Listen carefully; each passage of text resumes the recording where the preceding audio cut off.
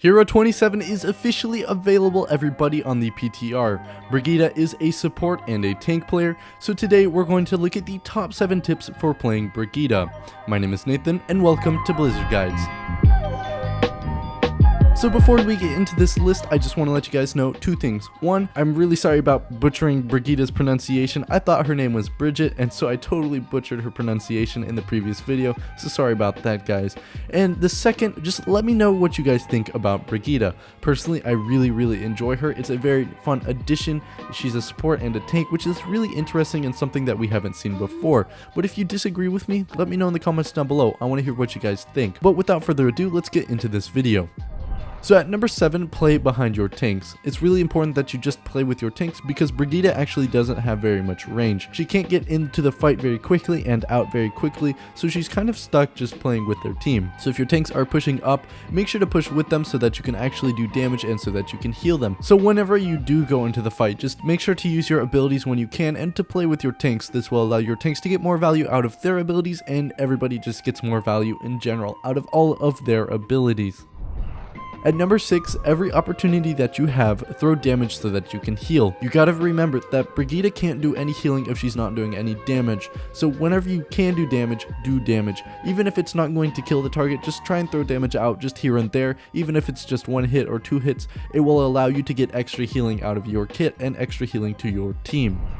At number 5, use your shield bash for movement. You can actually use your shield bash in a very similar way to McCree's combat roll. McCree's combat roll will allow him to reload his gun and also use it as a movement ability. So Brigitte's shield bash is similar in the same sense. You can use it to stun or you can use it as a movement ability. And considering that it's only on a 5-second cooldown, it's just really useful and just something that you can do whenever you can. You can quickly right click and left click, and you don't have to hold your shield up the entire time when you shield bash. It's very quick to cast, so just use it when you can.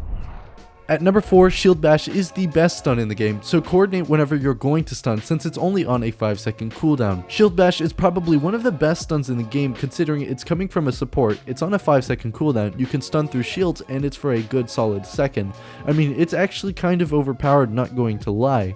If you coordinate with your team though, whenever you're going to Shield Bash, you can really get a lot of value out of it. So whenever you do use your stun, let your team know that you're going to do so. So for example, if you're going to stun a target, let your Roadhog know that he can hook that target whenever you do stun them. Or let's say both teams have a Reinhardt, stun the enemy team's Reinhardt and let your Rein know that you're going to do so that he can hammer down. It's just really versatile, really powerful, and something that you should use whenever you have the chance.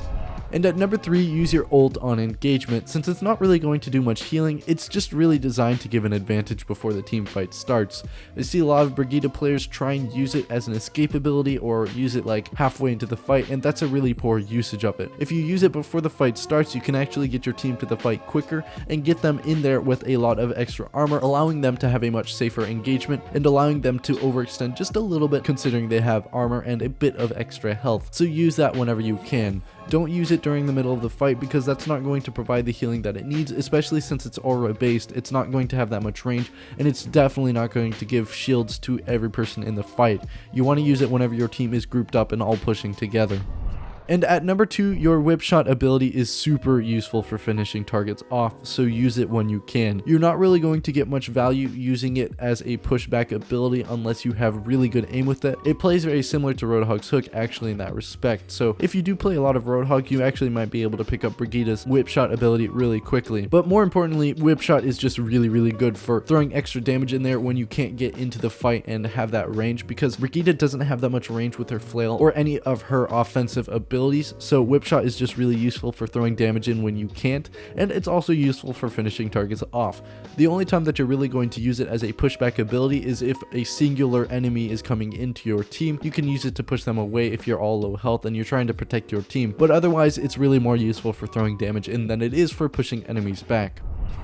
And at number 1, Brigitte plays like a tank and a support, so make sure that you always keep that in mind. Always be aware of when to go on the offensive and when to go on the defensive. Rule of thumb is just to go defensive if you don't have an advantage in the fight and vice versa. Brigitte really relies on the flow of her team to actually be able to get anything done, so you really have to play with your team. If your team is playing aggressive, play aggressive with them. And while you can go off on a few flanks here and there, you really just have to be mindful of when to be offensive and defensive. And also remember to protect protect the allies that can't get into the fight as quickly, so be that an Ana or a Zen that's stuck in the back line, you have that shield and it works like a personal, and it can also shield a ally, but just one ally at a time. So if your team is up one in the fight, or is convincingly going to win that fight, it's okay if you go on a flank to try and kill that one enemy that's trying to run off on themselves, but realistically you want to stick with your team for the majority of that team fight. You can't go out on such a huge flank just because you're going to be caught out by yourself, given that you don't have any escape abilities and you're not very quick moving. Your healing while you do damage generally won't be enough to actually heal yourself so that you don't die, so you really just have to bundle all of that together and keep all of that in mind. Anyway, let me know if these tips helped you guys out. Personally, I've been loving playing Brigitte. She's right down my alley. I play off support and off tank, so she's kind of a perfect mix of that. But if you don't like her, let me know in the comments down below why or why not you do enjoy playing Brigitte. I hope you guys enjoy this one. Don't forget to leave a like, as it really helps us know that you guys are enjoying the content, and don't forget to subscribe, as we have a lot of Overwatch League content and tips and tricks videos so that you can be the best Overwatch player that you can be. I hope you guys enjoyed this one. Have a nice day. My name is Nathan, and this was Blizzard Guides.